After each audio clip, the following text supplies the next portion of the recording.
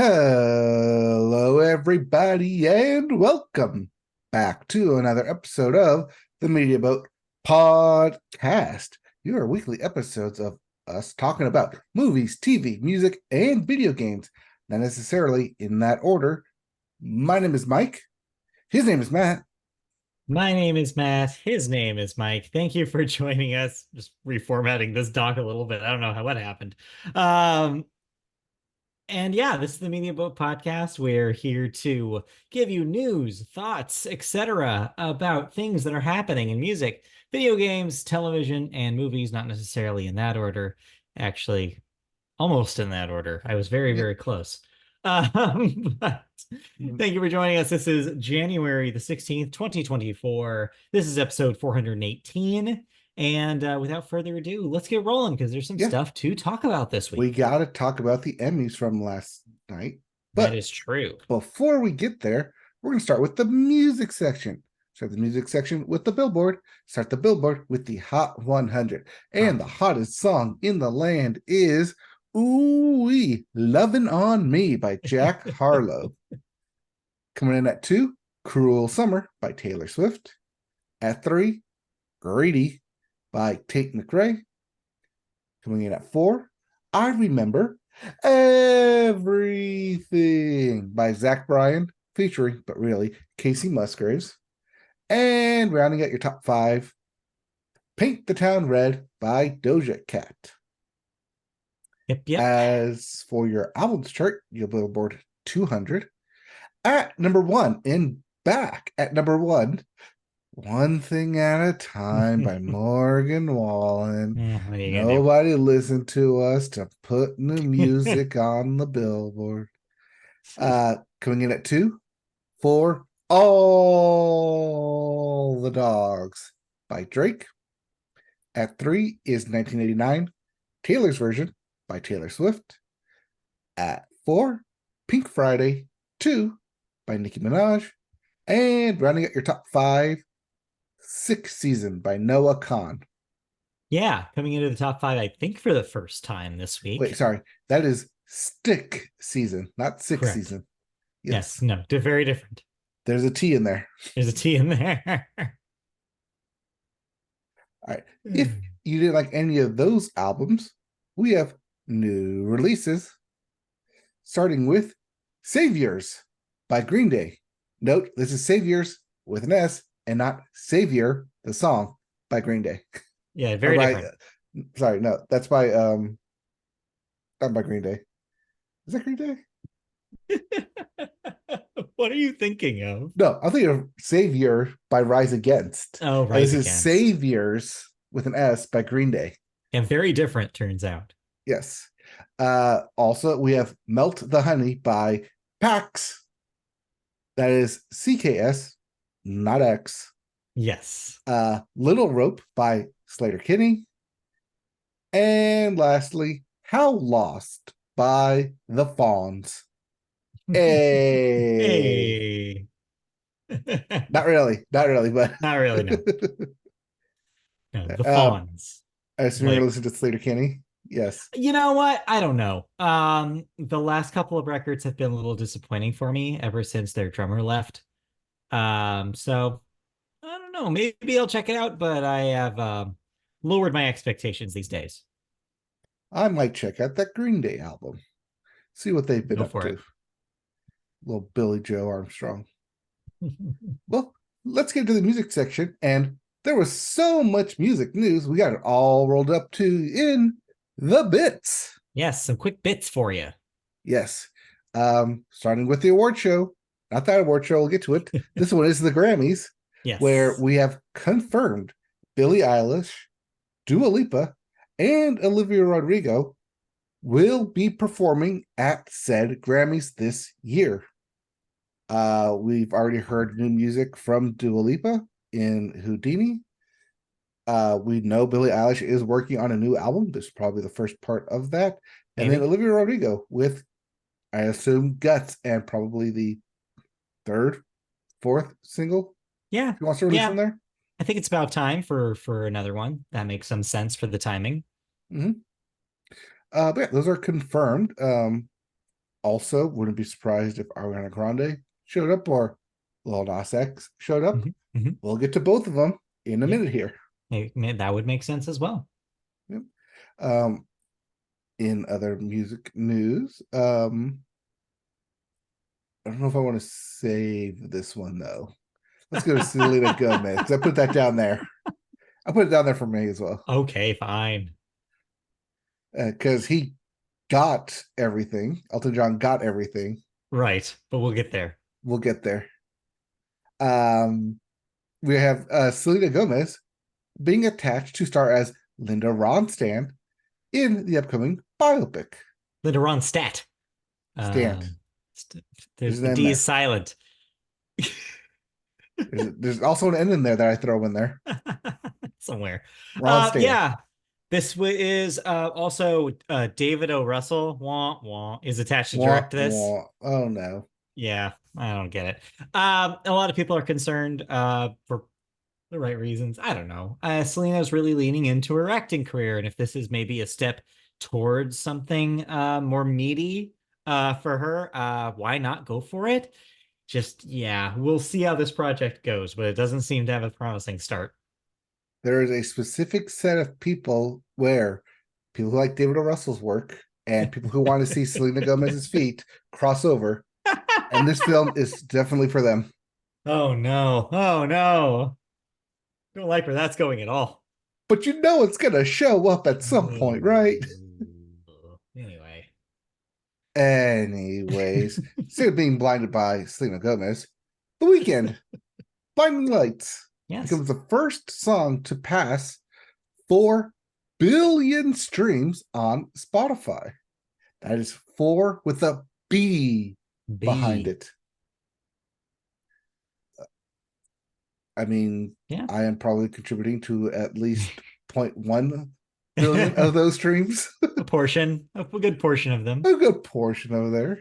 But yeah, congratulations to The Weeknd. Now I hear you're not going to make music anymore, so going out on top, I guess, is what he says. Riding off into the sunset. Something like that, yeah. You know. Distracts us from the idol. Let's see. Hopefully. Let's see here. We also have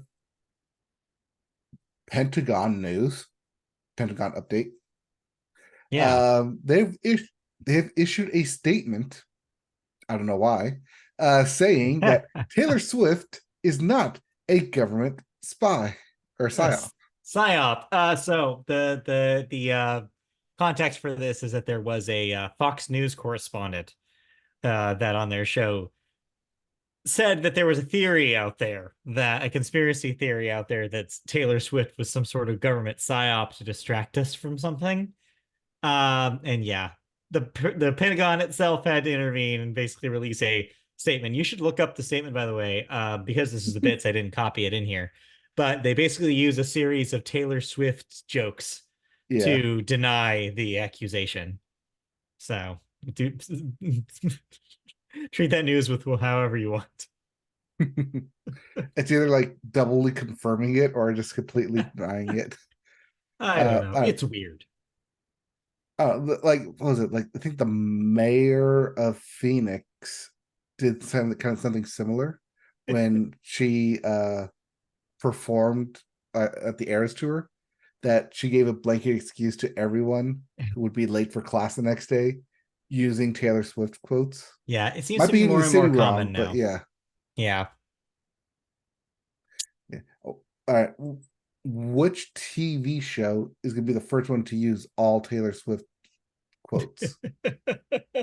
If it hasn't already happened. Didn't we already see, like, not one but 2 different reality shows did Taylor Swift nights last year? Dancing with the Stars and The Voice. So yeah, it's probably still going to happen. It's going to continue to happen. Anyway. All right. Anyways, and lastly, in crossover news, A24. Yes, that A24. They're putting together a Stop Making Sense tribute album. Yeah, you'll recall from a couple of months ago, I talked about how we saw the remastered version of the acclaimed Talking Heads concert film, Stop Making Sense. Well, A24, who is distributing the film, is going to put together a tribute album where a bunch of other artists are going to cover the songs featured in Stop Making Sense. We've already heard a clip of one. It just so happens we talked about them this last week. Paramore is involved in the project, and they are doing a cover of Burning Down the House, which I think is pretty inspired match there. So yeah, no word on when this will release and when we'll get full versions of these songs, but hopefully soon. I'm looking forward to seeing who they got for this thing. I mean, A24 knows how to pull some big names. Yeah, So we'll see. Yeah. See them do it. All right. And speaking of stuff we'll see in terms of albums, we have some thoughts. Yeah. Not just albums, but a couple of songs for the new year, too. Yeah, let's start with those singles because it's probably more likely for you to have heard those. Did you hear either of these? I watched the music video for both of these, yes. Same. So let's start with the one we've kind of been talking about here on the podcast a lot, the new Ariana Grande single. Yes, and yeah, exactly. So she's gonna have a pretty big 2024. She plans on releasing an album around this single, and also she'll be starring in part one of Wicked later in the year. At the end of the year. So what are your first thoughts about Yes and? I like the beat, but I don't know if I like the lyrics. That seems to be the division about this song. A lot of people are pointing out that it's kind of dismissive of the complicated nature of her recent relationship. Mm-hmm. But I think that's the point. If you ask Ariana, she's always made music like this about just basically like, no one can tell me what to do. I'm going to live my life and basically shut up haters. And this is basically the song does just the same stuff. It continues that narrative for her. She doesn't care. She doesn't care what you think, internet. Right. But yeah, you're right. As for the song, though, it's interesting that she's kind of pivoting towards a more dance mode, similar to what we've seen recently with Dua Lipa and Beyonce and even Drake, getting into these kind of dance themed records. Now, we don't know if the whole record is going to be like this, but at least the single is. And it does make me imagine a more dance-oriented sound for Ariana. It does feel like a meld of all of those, and then you have the bridge, which drops everything, goes quiet, a la Billie Eilish. Yeah. Also very popular. It's also very Madonna. It reminds me of Vogue a lot. It's got a Vogue style to it, including the long intro and that breathy bridge. So she's very much delving into the 80s here, which is interesting for her. She's kind of remained in that R&B zone since she started. And so this is a little bit of a departure, and I'm interested to see what else she has. I mean, shouldn't be too long before we get a full album. Yeah, she said it's coming out later this year. No name for that record so far. So who knows? We'll see soon. We shall see. But on the flip side of that, Lil Nas X came out with a new song for the year. Very religious imagery, and I guess that is to be expected when you come out with a song titled J Christ. Yeah, it's very much in the Lil Nas X mode that we've seen so far. Songs basically bragging about where he's gotten into his career and his status and what people are waiting for. This one specifically seems to delve into like fans asking him about what's next. What are you going to do now? Are you going to wow us again? His answer is yes, basically. Created a little bit of a firestorm on the internet this week because, of course, it did. A lot of people complaining about the religious imagery. I think he did eventually issue a sort of half apology for some of it, but then restated that he is Christian and he is strong in his faith. And he says there's a history of people using the iconography of Christianity for their art. And he says this is just following in the footsteps of that. Again, it makes you think of Madonna, who made practically a career in the 80s of using, including her name, that kind of iconography in her art. So I also thought we already passed this with Lil Nas X because didn't he come out with Montero where he was literally tonguing with the devil? Like the devil. This time, though, that's the thing is though you'll notice the difference that how people react when you have Mhm. imagery involving the devil and imagery involving Jesus Christ. It's a little bit of different vibe. As for the song, where did you land on it? Uh, I think I came around on it by the end. But I think I was also very thrown off because, like I said, I was watching the music video. Just very Yeah, thrown off by everything being thrown at me at the same it's time. a lot. The thing that struck me the most is I immediately thought of Kendrick Lamar's "Humble." It's got the same da da da da kind of Yes. thing, the beat happening there. And I'm like, that was just that was the part that distracted me. I was just like, all right, this sounds like two other songs, and I'm a little distracted. It sounds like that, and it sounds like that Cardi B. Is that Bodak Yellow? I forget. Anyway, so it sounded a little bit derivative for me, but that's not too surprising. But yeah, I don't know. We'll have to see what else he's got because this is very much for me more of the same. Kind of so the flip side of the Ariana song is just like it's not he's not doing much anything different really this time. But I Yeah, it mean, feels like it's in line, like I said, with Montero. yeah, I feel like this is similar. like a really like a sequel to that song. But it's catchy. I'll give him that. It does have a Yes. catchy chorus. Yep. All right. But that's not it. That's not all we listened to though. Yeah. Well, yeah, that's all I had listened to. Because you listened to a couple albums, I think. Three of them. Right? I'll be brief on these because I know we have time hard out today. First up, Uchis. I'm gonna try to Bless you. pronounce this. I know, Gesundheit. I'm going to try to pronounce the album name here. Orquídeas, Orquídeas. Orquídeas. So I was completely new to Uchis. I didn't know what to expect from this. But hey, I think it's pretty good. Variety of different sounds here. There's some ballads, there's some dancey songs, there's some bolero, there's some want you it really is a really good vibe throughout. And her voice is amazing. Like, I don't know where she came from, but I'm really digging it. And yeah, it's a good time. One of the earlier strong albums of the year, I think, already coming out of the gate really strong. If you like that kind of Latin flavor, if you like that kind of thing, if you're already familiar with Caliuchis, it seems like a no-brainer. Definitely really interesting, reflective album. I recommend that one. Less recommends here. The other two, 21 Savage's new record, American Dream, very much in the line of stuff he's already done. Um, didn't really love the guest verses in these songs. I don't love how he jumps between the vibe of like I'm going to kill you and I'm going to make love to you. It's very there's either the dirty sex songs or there's the uh thinking about his time on the street songs, and it's a little bit of back and forth. What do you call it? Um, I'm very tired. I'm sorry. Whiplash. That's the word I'm thinking of. Whiplash. It's been a week, let me tell you. And then I also listened to Kid Cudi's new record. He came out of nowhere.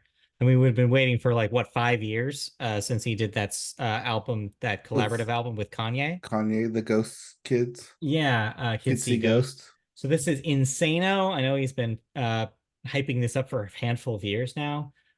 I don't know if it delivers, I'll be honest. I'm not necessarily Kid Cudi's main audience, I will say that. But I think what's here is kind of disappointing. Especially I came right off of the 21 Savage record going into that. He's trying something a little different. Obviously, I know that. But as rap songs, I think they hit a little softer. They're not as strong. The beats don't go as strongly. Again, the guest spots here are spotty in the same way. And Kid Cudi remains kind of an acquired taste. You either like his style of lyric delivery or you don't. And so I think that if you come in as a Kid Cudi fan, there's probably some stuff to be gleaned here. But I didn't find really much to like. Where do I feel like other artists have used the same kind of album name, Insano? I don't know. It did sound familiar when I read it. And I assumed that was because of Kid Cudi being like talking about it before. but I could be wrong. Maybe. I It don't know. just sounds like when I saw you had like American Sounds, Dream talking about Savage with Insane on here, I was like, yeah. are these older albums? Are you going That's backwards? that was my thought too, and I'm like, maybe it's just because he talked about like announced this years ago. That's my Yeah. only guess. I don't know. But these are new releases for this week, believe it or not. Weird. Okay. Yeah, I know. We're going back in time here. But All right. yeah, Well, so those all exist. So I think that yeah, out of the three, my recommend is the Kali Uchis record. Maybe don't bother with the other two. all right. I will not because I got Green Day coming up. Yeah. So we'll see how that Green Day record works out next week. We shall see next week. But let's get on as we go into video games. And we start with new releases. Yep. Actual new releases with another code, recollection for the Yes. Nintendo Switch. The Cub for PC, PS5, PS4, and the Switch. Not to be confused with The Club, which is a driving game and not linked to Yes. this. Yeah. No. This one does not have an L. The other one has a huge L in it. I see what you did. Thank you. We also have Turnip Boy Robs a Bank for the PC, the Switch, and the Xbox Series X. That being the That's sequel Xbox Series One. to, yeah, that being the sequel to Turnip Boy evades his taxes or something like, or commits tax evasion, I think is the first one. And lastly, two big releases. Ubisoft's doing their damnedest to make a big push for Prince of Persia: The Lost Crown for everything. You got it. You can play it. That's your big release this week. There is a demo out right now on all platforms if you want to give this a try before buying it. Mm-hmm. But not the biggest release, as The Last of Us Part 2 remastered for the PS5 officially out this week. Yes. So that's PS5 exclusive. That includes a new mode, which is essentially kind of a, not exactly a roguelike, but like a survival kind of thing. You could call it a boss rush if you want to get old school with it. Otherwise, it seems like reactions came out today for it, and it seems like very minor improvements. In fact, even the performance mode on PS5 had to make some graphical sacrifices, which a lot of people are a little disappointed in. So if you were hoping for this to be perfect 4K 60 frames consistent like version of Last of Us 2 Part 2, that's still maybe not what this is. So maybe lower your bar from perfection a little bit. But hey. But hey, I mean, it's a remaster. It's not a remake. Yeah, if you're waiting for a PS5 version of this, here it is. Yep. All right, let's get into some video game news where we start with Remedy versus Rockstar. Yeah, you know what's really weird about this? They're owned by the same company. Explain that. So, Take-Two Interactive has an ongoing trademark dispute with Remedy Entertainment over its new logo.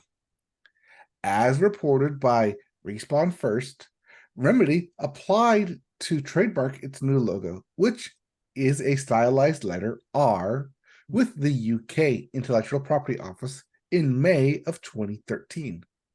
The logo was then kept sealed under wraps until it was published in June of 2023, with Take-Two then filing an opposition to it in September of last year. According to the grounds for opposition, Take-Two claims, quote, there exists a likelihood of confusion on the part of the public between Remedy's new logo and one of Take-Two's own trademark logos. Specifically, they believe that Remedy's new logo is too similar to that of its subsidiary Rockstar Games logo. Yes. So if you want to pull it up to give yourself a visual reference, I did. Yes. Not you specifically, our listener. What you're basically looking at is the Rockstar logo is an R with a little star above it with no Below text. it. Sorry. Regardless, Yes. with no text underneath. The Remedy logo is an R that is like shifted. There's like clone R's, like in sort of like a mirror effect. And then the word Remedy underneath the R. So do you think, as a layperson, even if you weren't familiar with these two companies, would you get them confused, these two logos? I would understand that the Remedy logo is for Remedy Because it has the word because the remedy on it. yes. Yes. As for the Rockstar logo, I could understand and probably guess that it's a R Star name Yeah. and not confuse it with Remedy. Also note that there's an orange Yeah. logo for Rockstar compared to the black and white for Remedy, and Remedy is perfectly squared off edges in a box, whereas Rockstar has curved edges. Yeah, I mean, as you're explaining, like there's a lot of stylistic differences between the two R's. Really, the Mhm. only thing they have in common is that they both involve a capital R in some capacity. Yes, Um, but you do not own capital right. R inside No. a box. And yeah, I think I understand where Take-Two is coming from a certain perspective, but it is weird that they're doing this to their children, Mhm. and trying to differentiate. Are they perhaps worried going into a year in which GTA is coming out that people will think that the GTA game, for whatever reason, is a Remedy game? Although then again, wouldn't that be in their favor? Because people loved Alan Wake 2. Right. Like you see that logo now and you think quality. So I don't know. And like you said, I think the big point here is that it says Remedy on the Remedy logo. Isn't that enough? I don't know a whole lot about trademark law, but I feel like that is enough of a differentiating mark that those marks are not similar. But I don't know. We'll see if this thing, if they figure it out, if somehow Remedy probably gets forced to adapt their logo in some way, which would be unfortunate. But we'll see. Well, we're gonna have to wait, but please do not hold your breath because Take Two, if they want to push ahead with these objections, has until November 6th of 2025 Oh, geez. to file any further evidence supporting their claim. So will be a slow burn, this one. Yeah, so that at least gives Remedy 2 years to continually use their logo until someone says otherwise. We'll see. Yep, we'll see. In the meantime, we do have a bunch of quick bits in video game news. Yeah, I just want to include these. They're not the main story, but these things did happen this week. Yes, they did, including Discord laying off 17% of its workforce. Yeah. Twitch, we just call this layoff bits. Right. Twitch laying off around 500 employees as of this week. And Unity Software will target laying off approximately 25% of its workforce, So, yeah. which account to about 1,800 jobs. The tech industry and gaming layoffs that we had all year last year seem to be not slowing down in January of 24. It looks like we're going to see more of the same.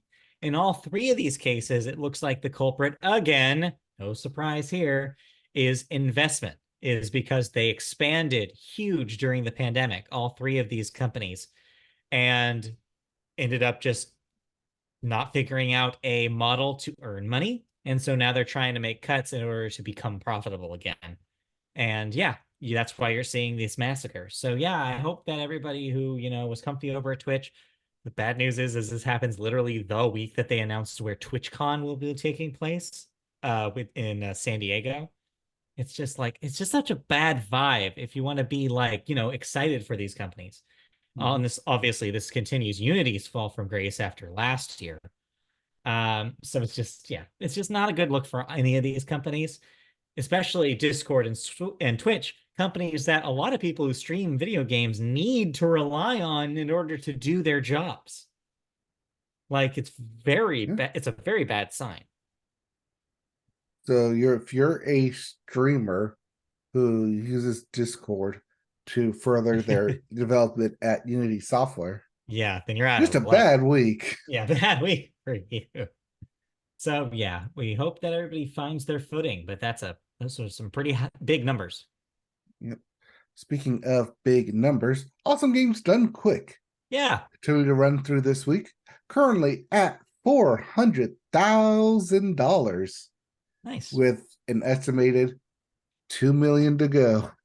I mean, they'll get close. They always do. You see a big boost towards the end of it. So I'm Yep. not worried. Nope. This is only what, day 2? Sunday, Right. Monday, Tuesday. Yeah, we're 2.5 days into a full week of this, and yet to hit that Pokemon run. Everyone loves a Any good Pokemon run. any big highlights from what you've watched so far? I know the Shiba Inu peanut butter played about a few hours ago.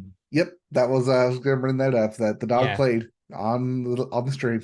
I didn't Everyone catch was that. excited for it. All I've seen so far is on day one, I watched a little bit of the Donkey Kong 64 run, Mhm. which was hilarious for a lot of reasons. Any other highlights so far? I saw Metroid Prime and immediately wanted to stop watching Metroid Prime because they first off glitched out of the Yeah. arena, and I, I don't count that as act like true speed running when you glitch Wow, out of judgy. bounds. Yeah, it is. I When you mean, it depends on purposely what go you're. out of bounds to hit triggers elsewhere. So many speedruns are based on out of bounds. I know. Like that's just part of the game. Um, I thought for a second, you got my hopes up. I thought for a second you were saying that you stopped watching because you wanted to play Metroid Prime. And I was Oh going to be no. very excited and convince you to get Metroid Prime remastered on your Switch and join the rest of us in realizing how good that game is. Nope. Sorry. Rats. So close. But Yep, but anyways. that will be continuing all this week on Twitch at Games Done Quick. Yep, And that is their plug over there. that's their But plug. we actually played games this week. Unfortunately, they're old games. They're not games Yes, that came out this unfortunately. year. Uh Yours is older than mine. that's true. But before we get to mine, let's talk about Nobody Saves the World. You played Nobody Saves the World. I really liked this game. This was cool. When did you play Nobody Saves the World? When it came out, because it was on Game Pass. Oh, that is why. Yeah. Yeah, It's a so cool little thing. How's finally it? came to Yeah. PlayStation Essentials. I was like, okay, yes, I'll play this. It's top down 2D scroll runner. I was like, okay, Puzzle, and puzzly puzzle, combat, kind of RPG, kind of mishmash. yeah, It's all a kind of all those things. mishmash of like Zelda and like was it a Binding of Isaac? Yeah, a little bit. So like I was like, okay, I like this. You can like mix and match your abilities once you level up. I was like, okay, I'll get into this. And then the art style, the humor kind of got me, and I was like, Oh okay, yeah. I'm sucked into this. You It's a opened up funny the little thing. world. Yep. It's like, okay. I did get into the habit of let me just grind in this one area so I can Yep. I did the unlock same thing. everything here. Let me go over here and grind this one area till I can unlock everything. So having fun doing that. Streaming it on Twitch Media Boat, twitch.tv/Media Boat. Yeah. I did notice that our stuff's not being archived. No, I turned it on. I don't know if it automatically went off after an update or something. If you just Okay. go into settings, you can in Twitch you can I change got to it do it in yeah, on the computer though. I couldn't do it on on my the phone. computer. Yeah, but yeah, I'll be streaming some more Nobody Saves the World when I can later Cool. this week. I'm having a blast with it. I'm having fun walking around, switching it out, switching up, and then also just like grinding. So the art style, like I said, it's cute, it's fun. I think the humor is like just palatable enough to be like, okay, yeah, this is like dumb humor, and I like it. Yeah, it walks a tight line, but I think for the most part, it's pretty consistent. Yeah. Yeah, I remember having a really good time with it. I remember it's a really fun game to try to figure out like what your favorite like mix of things is. You Hmm. can kind of really get into to a groove with it, the combat, which is really fun. I was really getting a groove with the mouse, just Yeah, because he's just so small and no one can hit him. the mouse is cool. And then I found the turtle. I was like, okay, yeah, the turtle just rocks now. Turtle rules, yeah. Yeah, he does. Yeah, it's fun. I didn't play a whole lot of it. I played a few hours of it and kind of hit a wall with it. So let me know if you end up finishing it. Okay, I mean, I opened up the world to where like I can go anywhere now. So Cool. outside the Great. castle, just uh trying to find the rest of where these eggs are to Yeah. get like wherever I can get like the last boss. But yeah, it's so far it's fun. I'm having It's fun cool. with it. I originally was going to just do a stream of NHL 24 Yeah. with someone awesome taking his talents to the ice. And then I forgot that I need to load it onto my game, onto my PlayStation. Click on it as a disc. I was like, okay, well, while that's loading, I'm gonna just play this game real quick. If I like it, I like it. If I Yeah. don't, I don't. And I ended up liking it. I hate to interrupt the show with breaking news. Yes.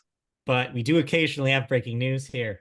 20 minutes ago, the Coachella 2024 lineup has been announced. Well, we need to go back into music then. So yeah, let's do back up time real quick into music news real quick. I won't obviously say everybody, but I'll give you the headliners here, as well as the big surprise. Lana Del Rey will be the headliner for night 1. Tyler, the Creator, will be night 2. And Doja Cat will be night 3. And then the secret that they had teased is a reunited No Doubt will be somewhere in Coachella this year. Holy shit. No doubt. No doubt. I honestly thought that Gwen would never do it. Really? Yeah, she's a different artist now. She got married, the Blake Shelton. You think Blake Shelton convinced her? I don't know. It's such a weird move. I don't know. But so yeah, there you go. So feel free to look up your own list. I'm just kind of scanning this for names I recognize. Oh wow. Peso Pluma on night 1 with a tease and Everything Always. Yeah. The Japanese House, Black Country New Road, Chapel Rowan, Sabrina Carpenter. Night 2 gets Song 2 with Blur. Oh shit, yeah. Woo! Sublime, now without Rome. Yes. Oh, without what? But they're Sublime with Rome for like the last Grammy Award winning John Batiste. John Batiste. I saw that. Oh, Grimes is here. I thought we were done. with anyway. The Aquabats are making a comeback. Wait, what? Night 2. And then anything interesting, night 3, Lil Yachty. Renee Rapp. You're just gonna totally skip over J Balvin. Yeah, J Balvin. Okay, yeah, that's pretty much it. BB Rexa, sure. Victoria Monet. Oh yeah, Grammy nominated Victoria. And Taking Back Sunday. Oh, weird. Okay. Anyway, so yeah, check that out. That's breaking news for y'all. So this is why you're here. This is why you tune into this podcast, for things like that. Anyways. Yeah. Ellie and Fur. So Elise Fur. Let's move on. Let me find some good, funny names here. You can do that on your own time. We have a hard out today. Let's move back to video games. All right, back to video games, and you played an old game. After kind of a little renaissance it had last week, I had been meaning to jump into and try for the first time Cyberpunk 2077. Yes, originally a 2020 game, but got a 2.0 release last year with some DLC that people really seem to love. And everybody said it streamlined the experience. They ironed out the bugs. So I gave this a shot. I checked it out from my local library. I recommend anybody else to look at your local library and see if they have video games you can check out too. The downside is I only have a week. So I'm going to try to pour as much out of this as I can in a week. I'm just mainlining the campaign and just seeing how far I can get. But so far, I don't know. I'm mixed about it. I am impressed with a lot of what this game does. It has some really cool things that it does with visual presentation, specifically with mission-based stuff in the storytelling. Like, it's very dynamic with the camera angles, even though it is first person. It's very realistic with how you deal with people and have conversations and hand things to each other. It's weird coming off of Starfield and going into this, because this feels so realistic and lived in. Starfield still has that Bethesda artificiality to it, where you're going to stand and stare at this person, and if they hand you an item, it's just a little piece of text that shows up. So-and-so gave you 300 credits or something. This is very much like, no, they'll actually have a physical item. They'll hand it to you on a table. You look down at it, grab it with your hand, that kind of dynamic kind of feel. And then it's just a very, the colors really pop. The world looks really good. The character designs are really impressive. I like the variety of clothes you can wear. It's just very stylish.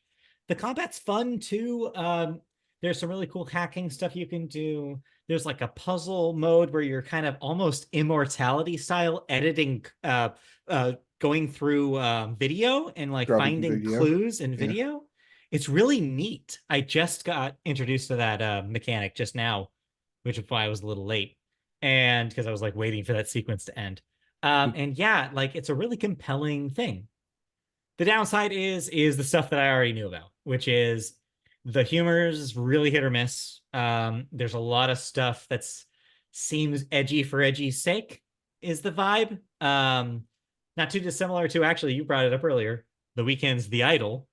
It gave me a lot of Idol vibes in the way where it's like, oh yeah, we're gonna so edgy we are. The first mission, you have to carry around a naked lady. Can you believe that? Naked lady. It's just very forced. There's ads for drugs. There's ads for, there's a really egregious one that feels really transphobic to me that I'm not even gonna bother to describe.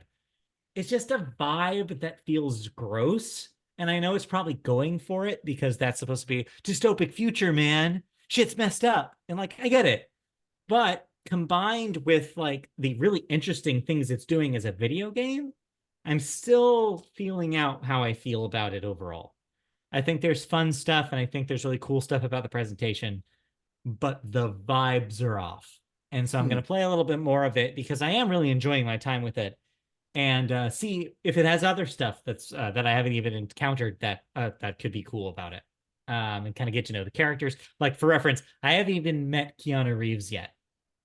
Like I haven't even gotten to the full thrust of the story yet, so I have barely scratched the surface. So I'm gonna give it a little bit more time before I make a final judgment. But at least the world feels a bit more polished. Oh yeah, no bugs. I didn't encounter anything. I saw one cop that looked like he was standing on something in midair, but then he immediately came back to ground when I moved a little bit. So not a huge bug. I'll forgive it. Okay. So yeah, so far so good. But like I said, a little grimy on the edges. I'm just trying to like, in a kind of Borderlands 3 kind of way, forget about the stuff that I don't love and focus on the game being fun. And as long as Hmm. I'm able to do that, maybe I'll have a good time with it. So yeah. All right.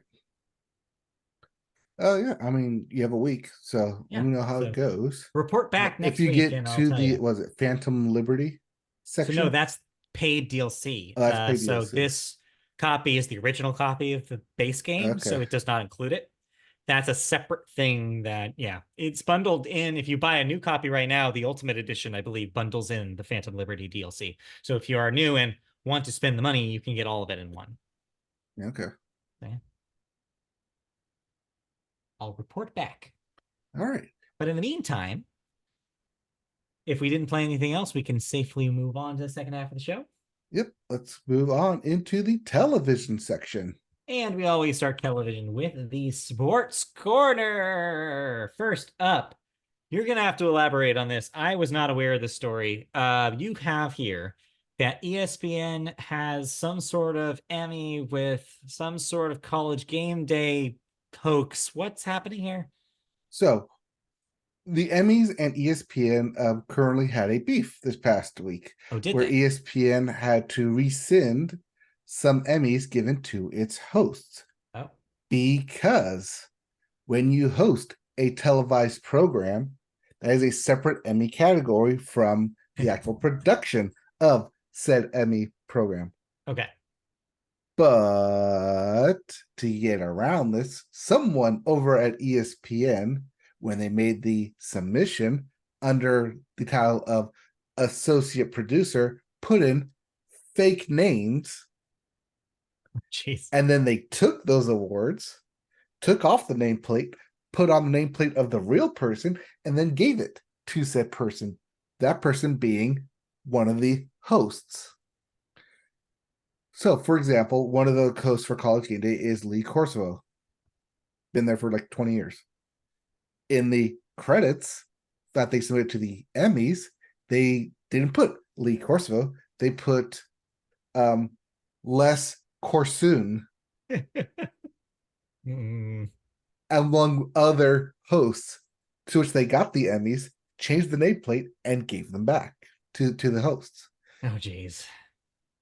So this was found out because some of the hosts were like putting on Instagram saying, look, another Emmy for my collection. But it's for College Game Day, the show, not you specifically, the host, which is a completely separate category they did not win. Right. So how long did it So take them to realize this? this has been going on since 2010. Oh, geez. So yeah, a good 13 years Wow. till someone realized, hey, this person does not actually exist.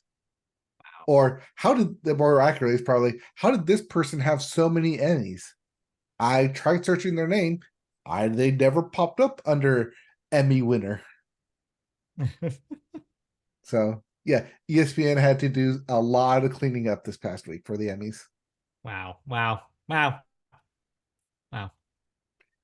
So yeah, that was kind of the big news, not sports related. What a mess. What a total mess.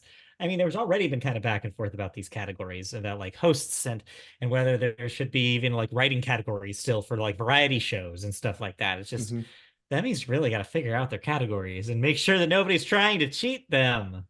Well, all right, this was not a prime time Emmy. Right. These were daytime Emmys. But still. Well, we'll get to those primetime Emmys later. But first, we Yes. got more sports stuff to talk about. Ugh, We moved yes. now to the NFL, where, as a follow-up to last week's scuttlebutt about coaches, we have some finality about some other coaches that are on their way out. Yes, while last 72-year-old. week, Yes. while last week was Black Monday for coaches, Yes. these long tenured coaches Yes. had the not the audacity, the foresight to at least wait a couple days and then Yeah. give them their own special day of farewell send off. Right. The first being, of course, Pete Carroll stepping down as head coach after 14 seasons and one Super Bowl championship with the Seahawks. Yep. I mean, quite a career for him. 72 years. I mean, he's been there since 2006.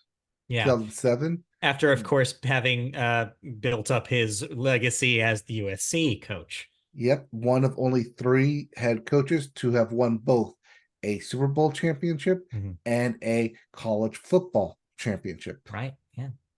But then, of course, the other one we saw coming, which was Bill Belichick, officially leaving as Patriots coach after 24 seasons and 6 Super Bowl rings.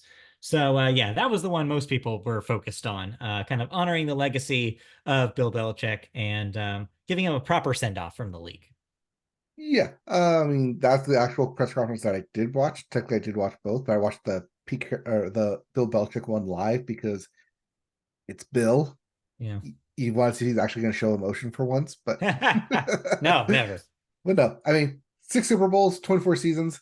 He, I think, 3rd all time in terms of coaching, coaching wins for a regular season. He's first if you include the playoffs, but just in terms of NFL regular season, he is about 50 shy.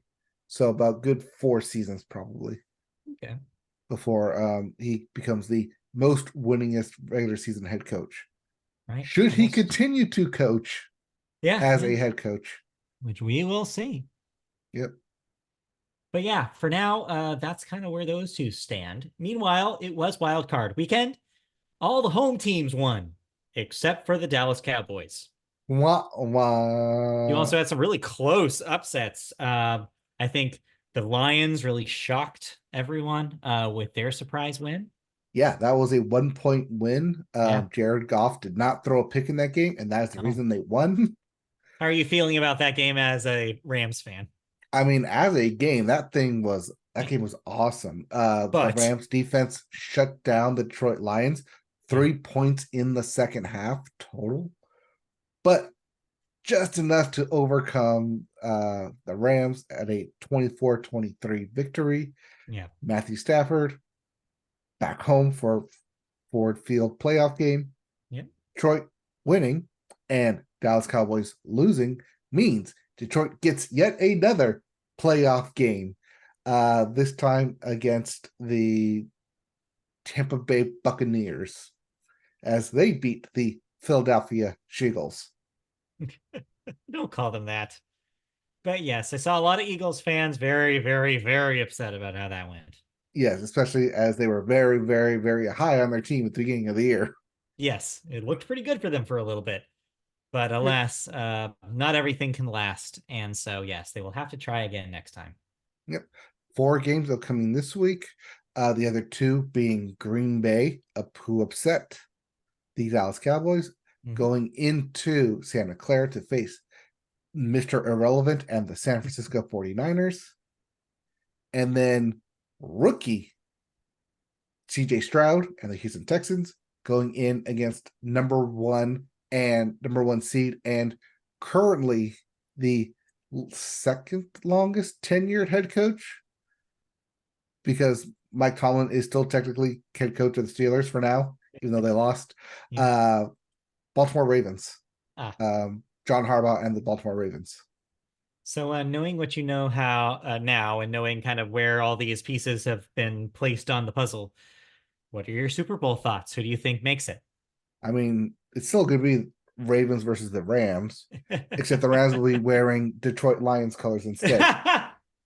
But because Jared Goff is at the helm, right, he is still a Ram in our hearts, so he's still going to lead them to the I like how you almost called him Jarrett Goff. Wait, no, Garrett Joff. Garrett Joff.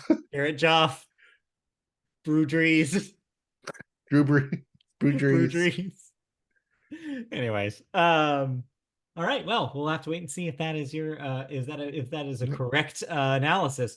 Man, will Detroit go crazy if the Lions make it? So the Lions should beat Tampa Bay.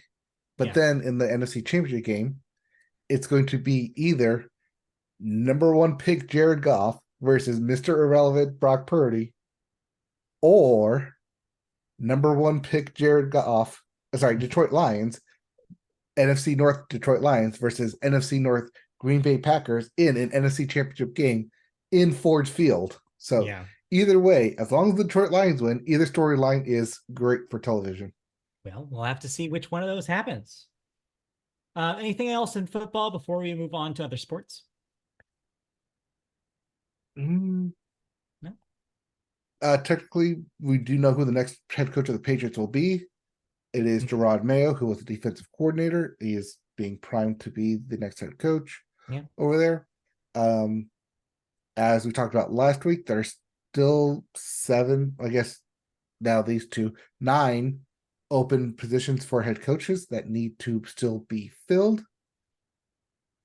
And I'll talk about that a little bit later once we get to another one. All right. Well, we'll get there in a moment. But for now, you don't have any baseball news here, but I just want to briefly note something that I found out.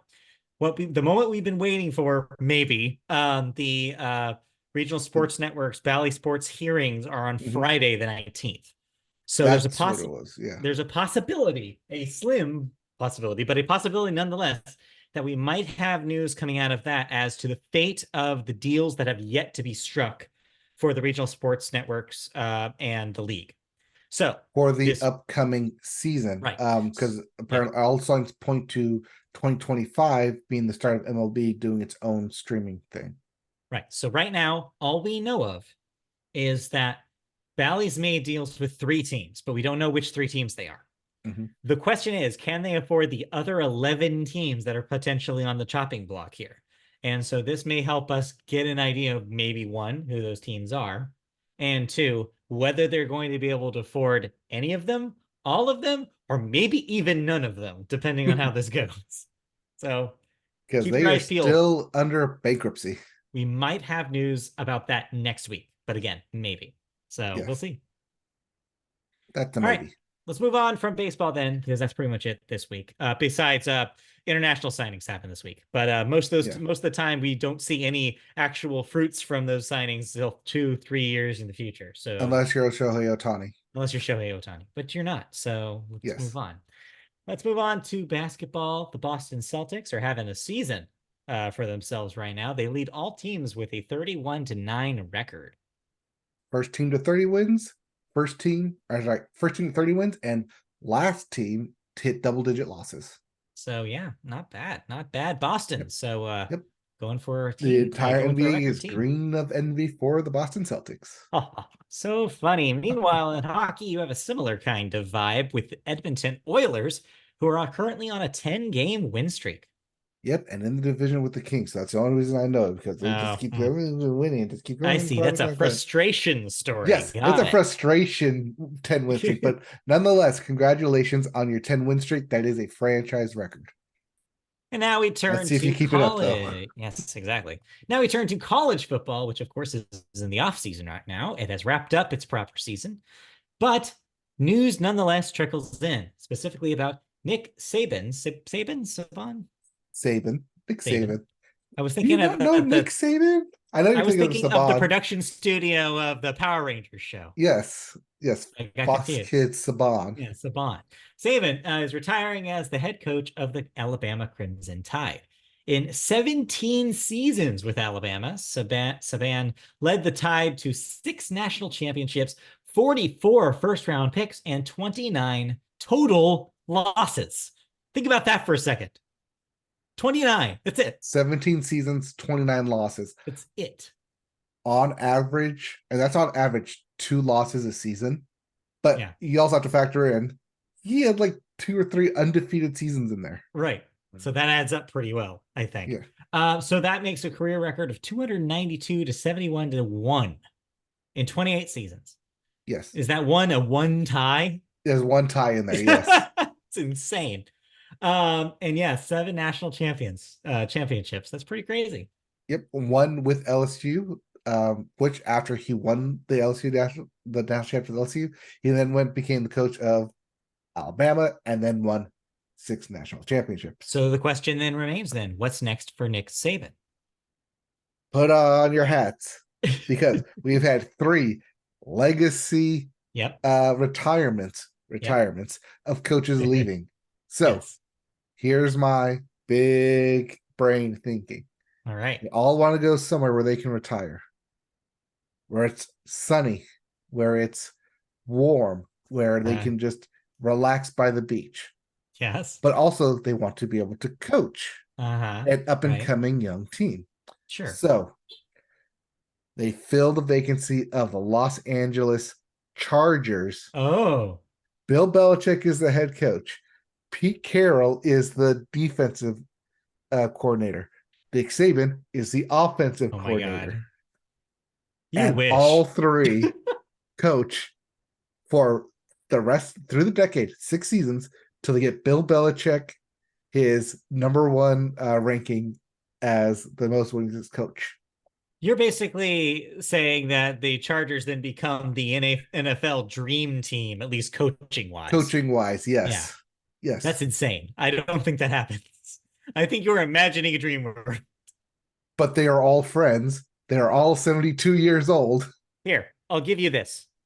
I'll give you one of those names becomes attached to the Chargers. I'm not even going to say who. I'm just going to say I'll give you one of them, but not all 3, not even 2. Think about it. Bill Belichick comes to another young, hot quarterback with Justin Herbert. Pete Carroll comes home to LA, where USC is literally down the road. Yes. And Nick Saban coaches in the NFL with 2 legendary head coaches joining his hat in the ranks. I mean, stranger things have happened, but I don't see all of them. I don't see all of them.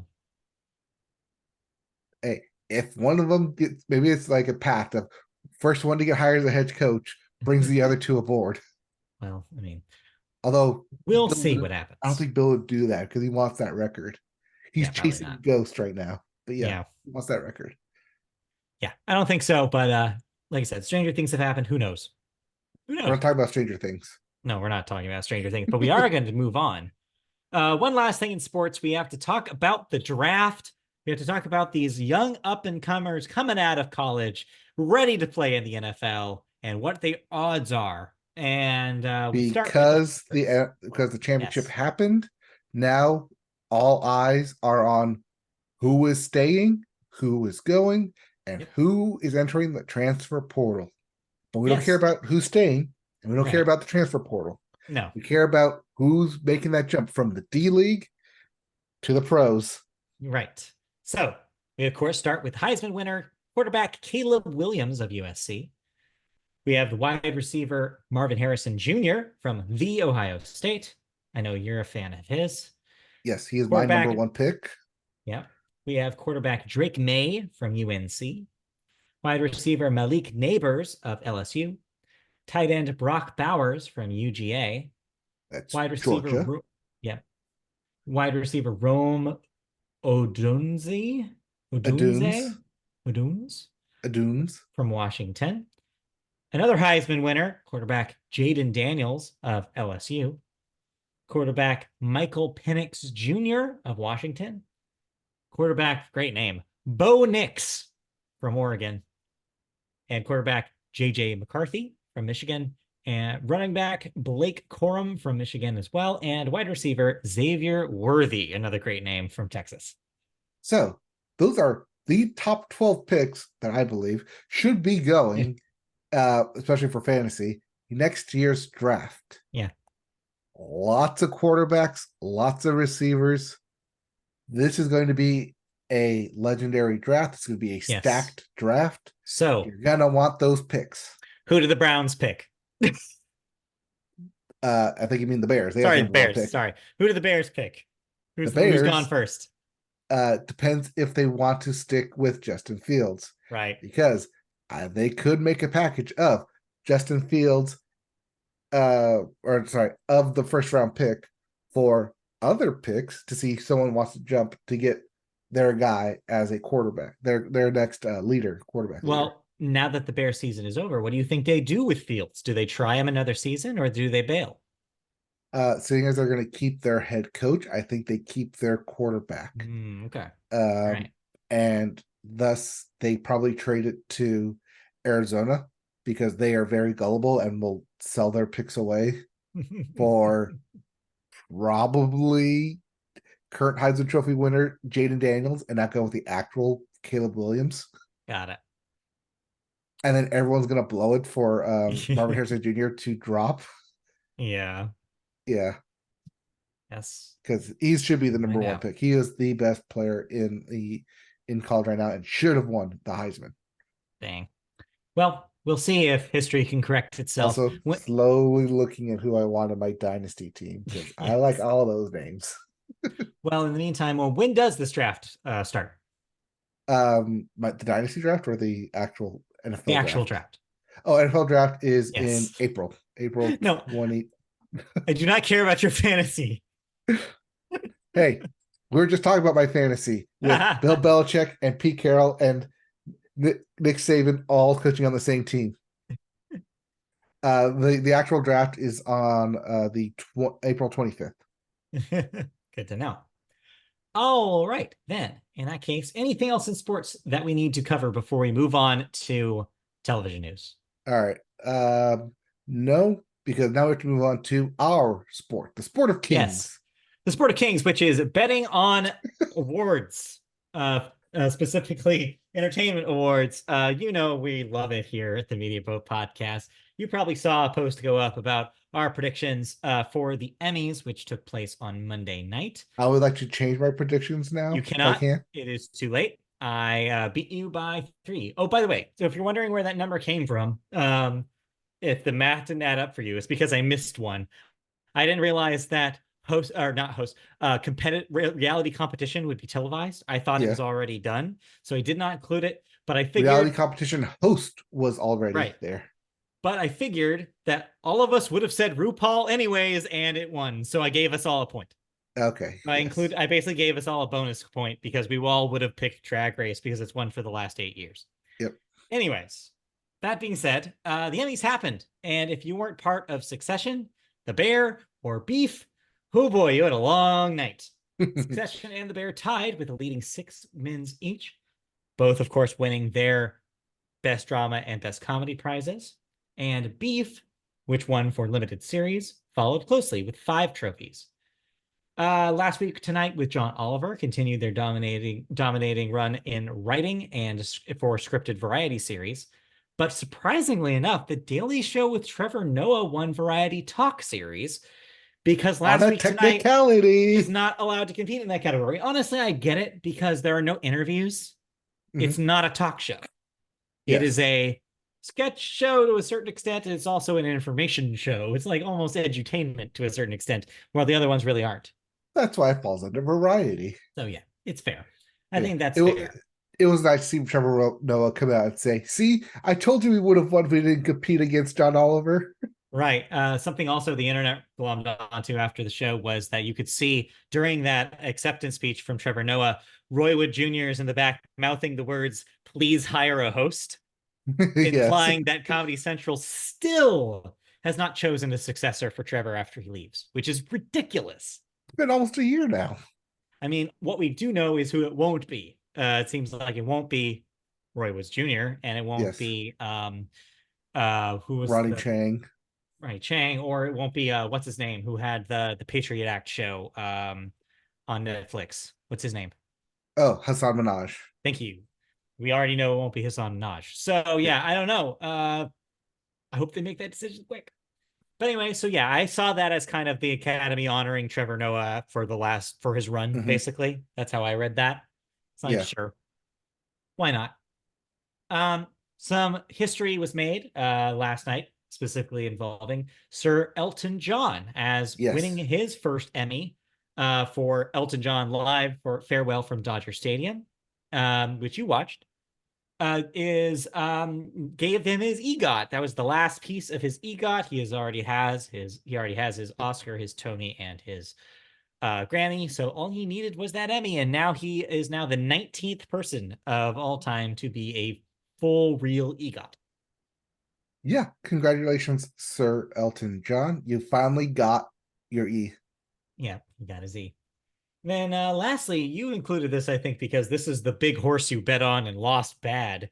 The Yes. Last of Us, HBO's big series from last year, shut out, snubbed on Monday's primetime Emmys. Did win some creative arts Emmys the weekend prior, but did not deliver in the primetime Emmys.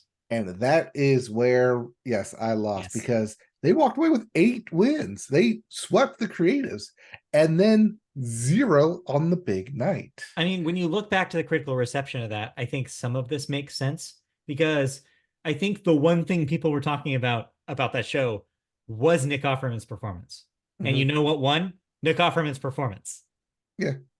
So I'm not too surprised. I did also have it as my pick for directing because I just thought of just the way they crafted that episode is really impressive. But I wasn't super surprised though to see the Succession episode win that. Yeah, the second episode where Logan Roy dies, Right. aka Connor's wedding. Yeah. One for writing, one for directing. It was Directing. the big episode. It was their big Emmy submission, along with the finale. But Yeah. Other than yeah, that, I'm trying to think of some other any highlights. Some real good speeches. I really liked the stuff that they did with reuniting old casts of TV shows. I yeah, thought that was like a really neat Cheers, way. Martin, Yeah. Weekend Ally Update, McBeal, Ally McBeal. The Sopranos to a certain extent. Like Yeah, they did a lot of them, and I was actually pretty impressed by that. I thought it was a really cool way of honoring television history without making us sit through a bunch of shit. Let's just get these actors out there and have them talk about it. And that was kind of cool. yeah. And then they had the In Memoriam Mhm. with that wasn't Sam Smith. No, that Oh, was Charlie Puth. Charlie Puth. Yes. Yes. Yes, singing his Fast and Furious 7, the theme of Fast and Furious 7. Yes, love theme from Fast and Furious 7, which is what I call that song. Yes. Yeah, I thought that was an interesting choice, but it ended up working actually for me. And then the Mhm. segue into the Friends theme for Matthew Perry was kind of nice. Yeah. Oh, another news story that went around after this, because this was his last chance to win any Emmys. Better Call Saul set a Emmy record last night I did see by that. the Most most nominations losses, without a win. yes, of Yep. a show. 53 nominations, 0 wins over the course of its entire six-year run. So Yep. sucks to be Bob Odenkirk, I guess. So, what are you gonna do? But yeah, I felt like it was a pretty good overall year for the Emmys. I You want to know what enjoyed Bob Odenkirk watching should it. do? What should he He do? better call Saul. But yeah, otherwise, I thought it was a pretty solid night. I thought that everything that won should have probably won. I felt pretty good. I'm not a fan of Succession, but people seem to love it, and so I'm glad it got the adoration. I think the big story It here can't go is, there next year though. but I think the biggest story here is yes, the Bear got its due. I think everybody agrees Yes. that that's the like one of the best things on TV. The stars all won rightfully Mhm. their Emmys for it. This is not really a thought. I'm going to save my thoughts until after, but I have started watching The Bear. I am almost, Yeah. you got me. You finally got me. Everybody Yeah. finally got me. The Emmys finally got you. And I am here to say, God, y'all were right. Y'all were Yeah. so right. This show rules. Yes. I'm Yes. on, I'm about to Yes. start We're episodes. re-editing the Media Boat podcast end of the year vote to Well, not name the quite. bear. Not quite because I have not got to season 2 yet. I Oh no, am, I'm not talking about season 2. I'm talking about season 1. We're going yeah, all the way back. 22. Go back to our 22 22. wrap up. Yeah. Yes. Yes, the bear. So what I will say is I'm about to start episode 7 of season 1. I'm almost done with season 1. Okay. I believe this is the big one too. The I got seventh to one, the seven is review. I haven't watched yes. review yet, but I understand that's like the episode in season 1. So That is the episode. Yeah. I'm bracing That's the one myself. take. That's I the don't know what oneer. happens yet, so don't tell You don't me. need to. It's the oneer. That's all you need to All know. right, but yeah, I'm really enjoying it. I like the characters. I like how it's shot. I like how it's kinetic. I like the pace of it. I like the like all the needle drops are great. Like I love the Hmm. vibe. It's cool. I'm really enjoying it so far. I'm really excited to see what they do with it in season 2. See what everybody's been talking about. Yes. I'm on board. More of the bear. Yeah. More of the bear. Yeah, so I'll be ready for season 3 when that drops, probably 2026. I don't know. Anyway, anyways, but we have other thoughts, actual thoughts to talk about if we're done with the Emmys. Anything else to say about the Emmys? um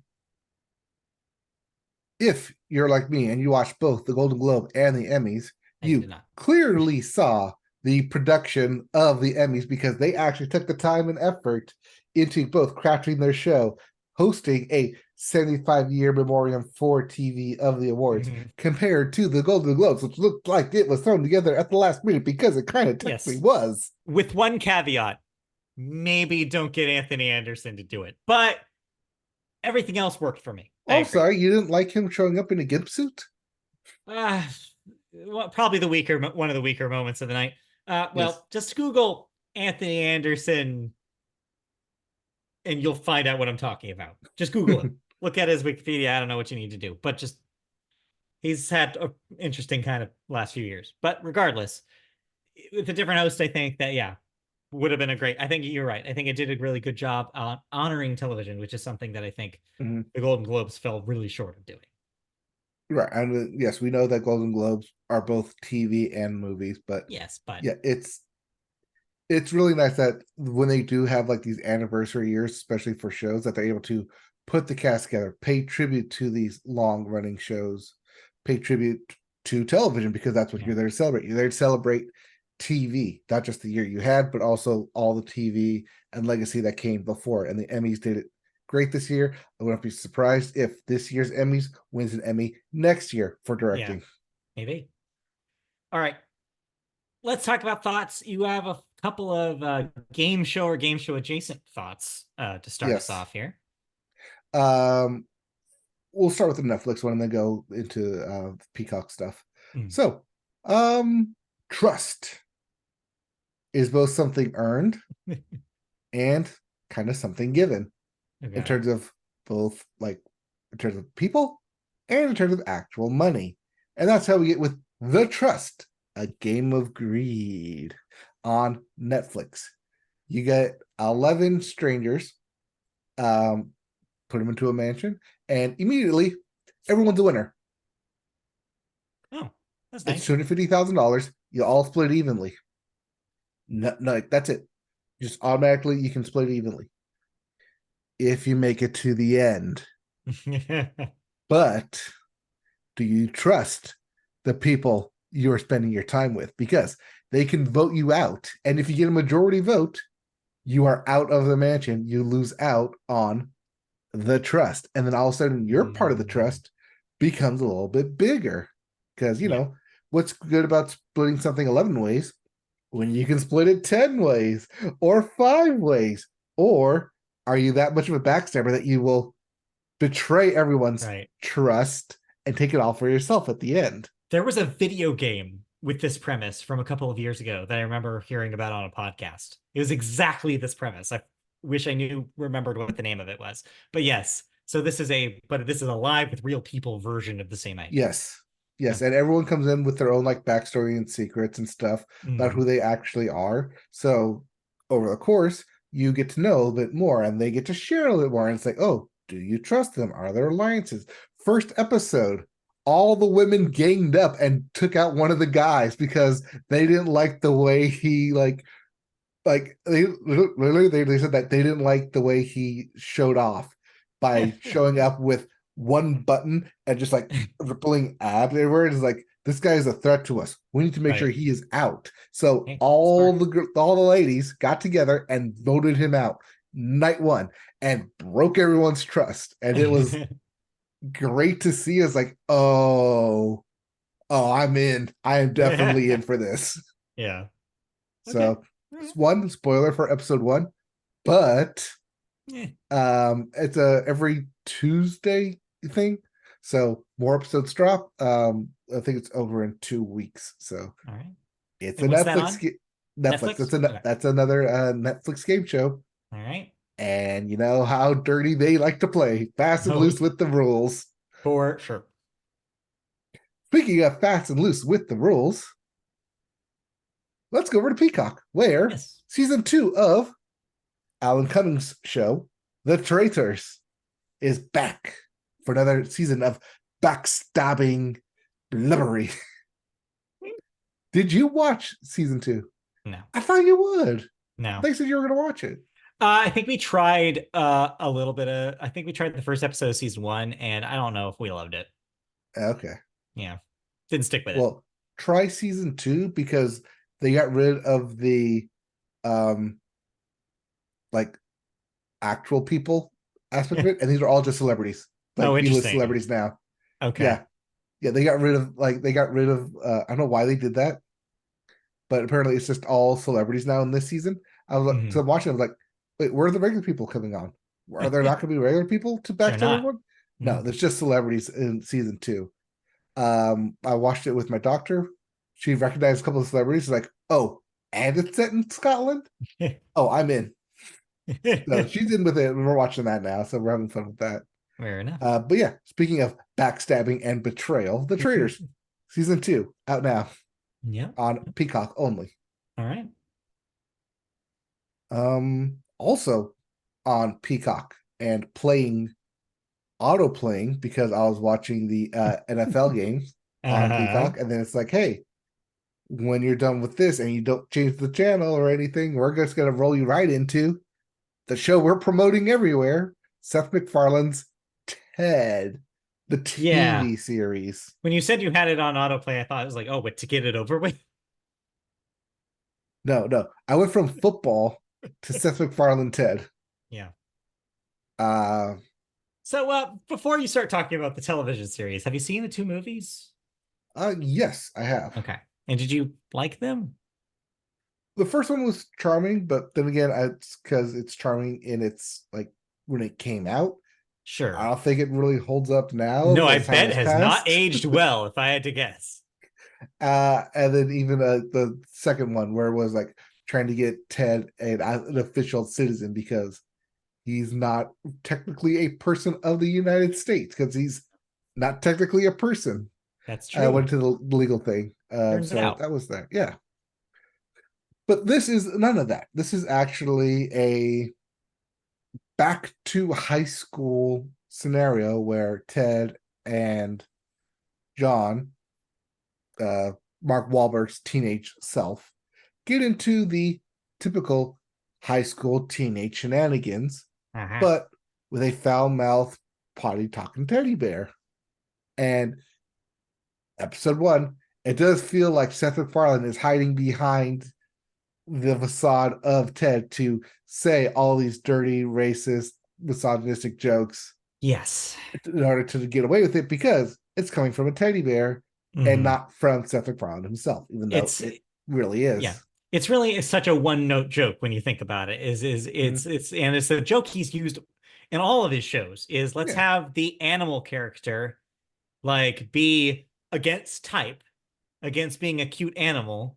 So that way that's like, and that's the joke. That's the crux of the humor, right? It's just like, oh, it's funny because a bear is saying this stuff, specifically like a teddy bear is saying mhm. this stuff. And I feel like that just eventually wears very thin. There's one thing that I need to go back and look at the lore of this is that, Lore. well, yes, the lore Ted of lore. Ted. The important Ted lore. Yes, because like I thought, or at least in my memory of it, Ted got the Seth MacFarlane voice because he smoked a lot and like drank and basically like he sounds like a 40-year-old man because he smoked and drank like a 40-year-old man who had all that experience.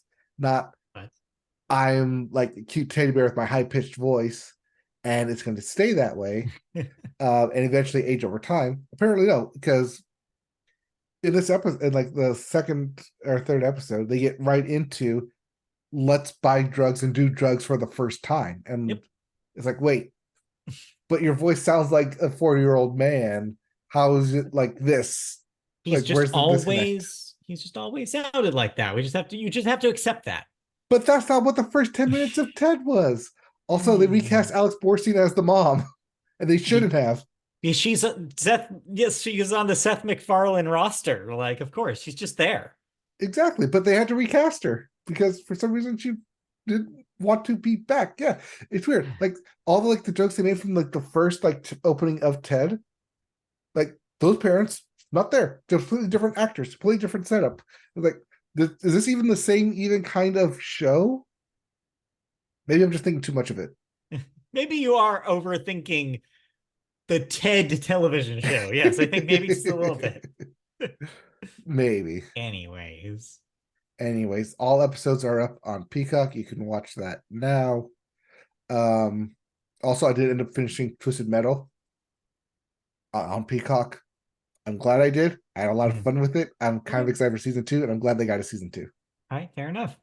But they all are going into a tournament style, so you they get to hone in on exactly the characters you want to see from the Twisted Metal series of Mhm. all the Twisted Metal series, as it points out. So waiting for season two of that, hopefully later this year, if not next year.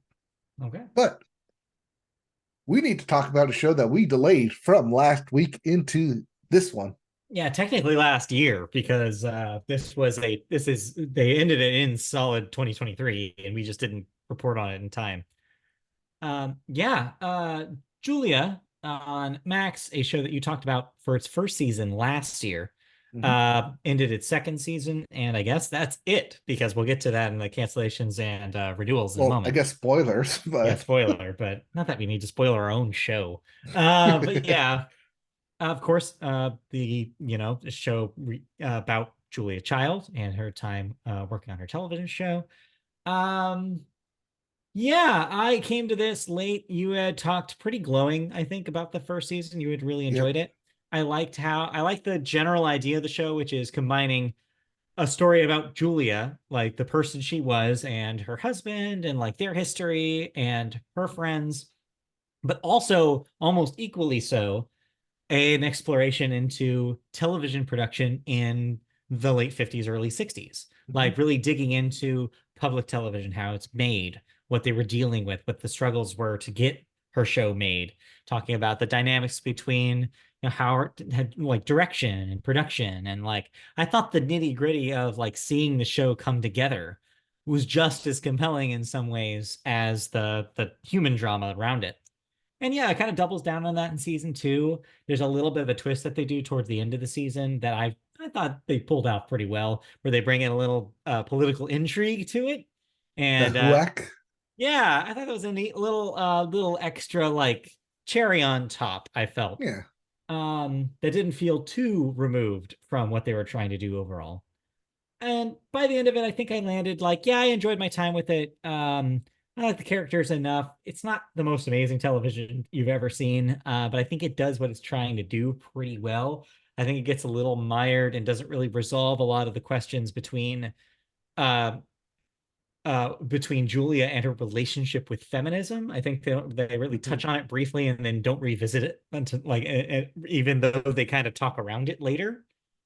So I felt like a few of the plot threads weren't really resolved, but for the most part, I had an okay time with it.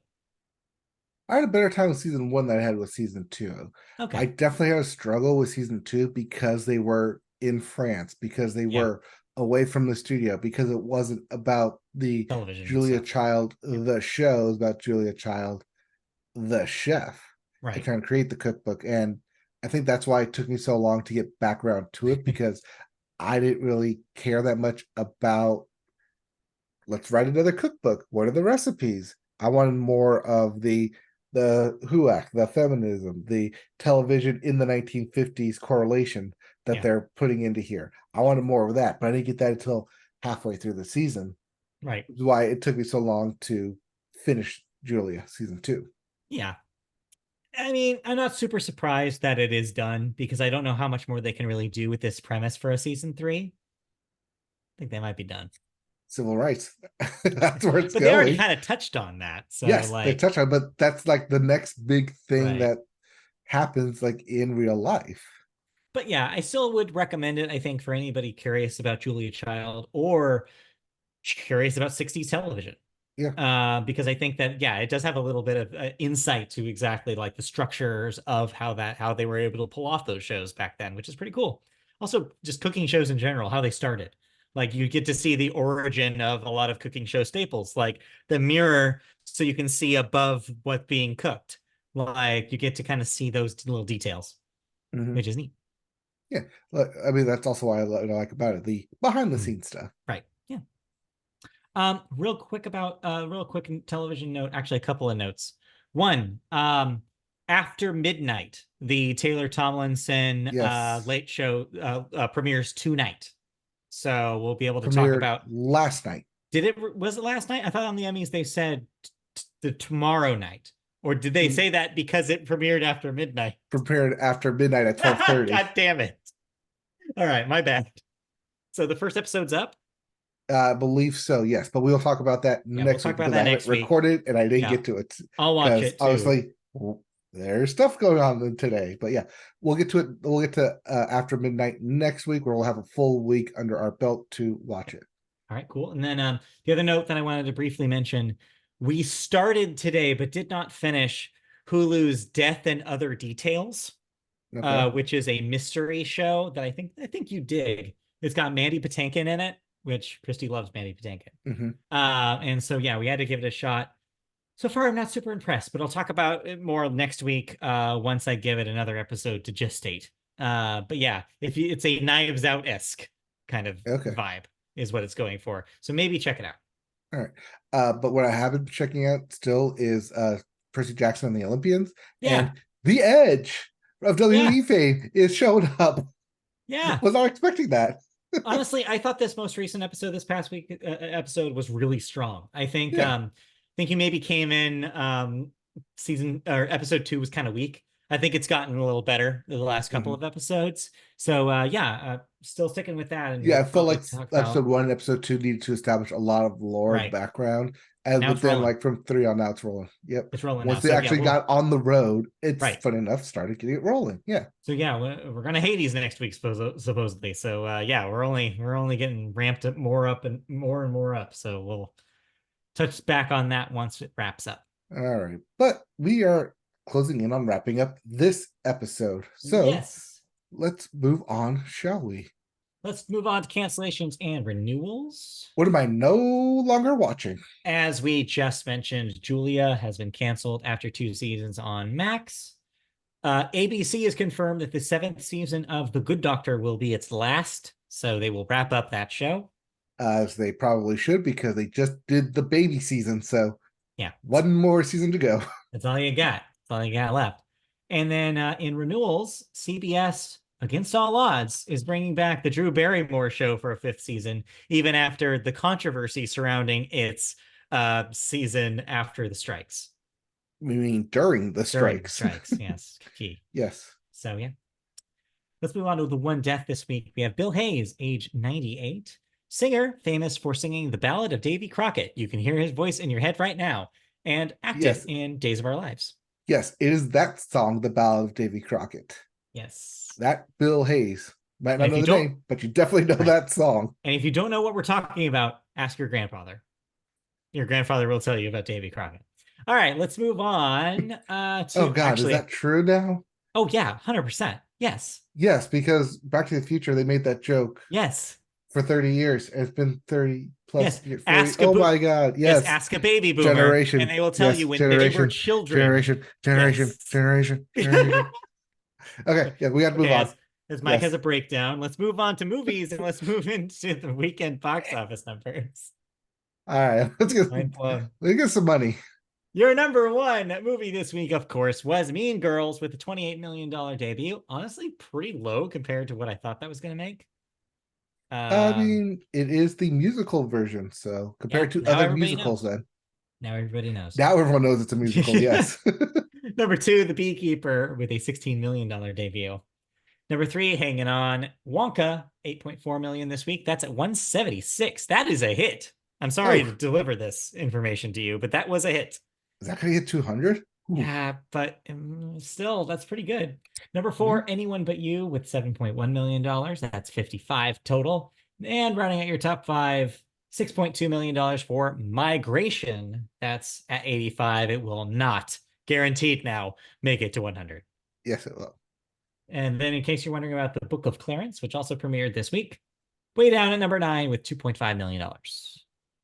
Watch Migration creep up to 100 and just somehow slowly, they just keep it in theaters till it hits 100 and then they pull it.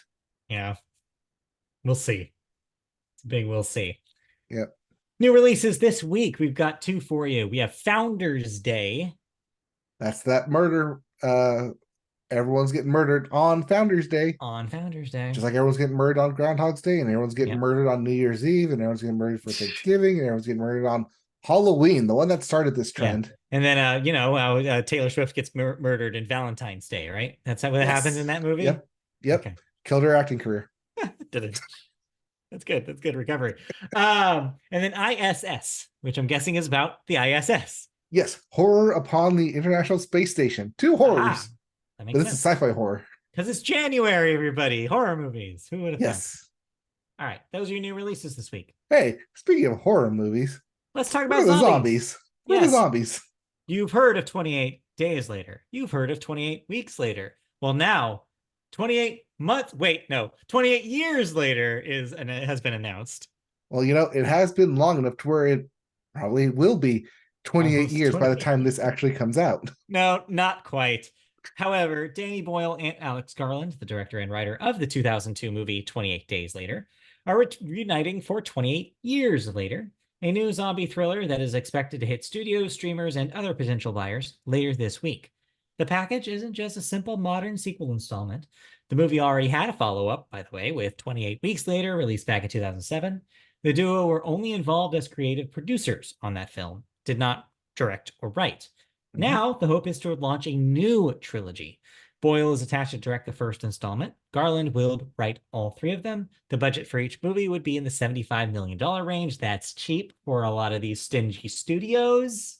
That is $75 million per film, assuming they do the Avatar and just shoot these things back to back.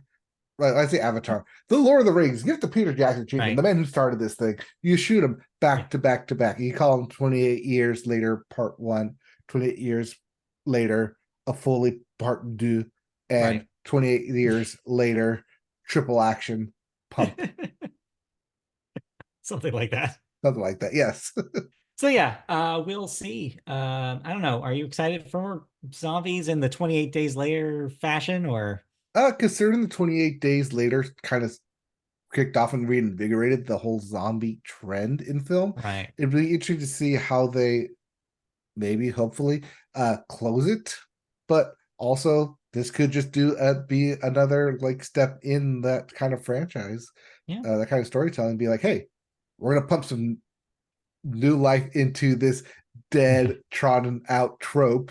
Yeah. All the puns indeed in that sentence. Oh, just wait. Yeah, there'll be more, I'm sure. Yes. But hey, Yeah, they're gonna shop not this around. Streamers, Netflix. Hey, 65 million for Netflix. What do you think? Huh, huh, huh, huh? not bad, honestly. How Horror was that? movies For three traditionally pretty films, cheap. that's what, 21, Yeah.